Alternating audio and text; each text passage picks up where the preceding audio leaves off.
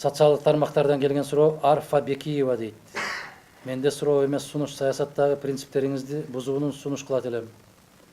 Себеби акча бербесе, бирөө менен мамилеге барбаса, саясатта бийликке жетүүгө кыйын.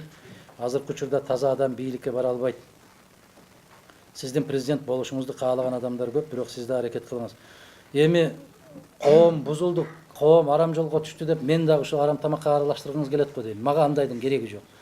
Арфа айым, мен сиздин сунушуңузду түшүнүп атам, ичиңиздеги көкүрөгүңүздөгү мүдөөңүздү да түшүнүп атам, бирок ага бара албайм. Себеп акыретке барганда ар ким өзү үчүн жооп берет.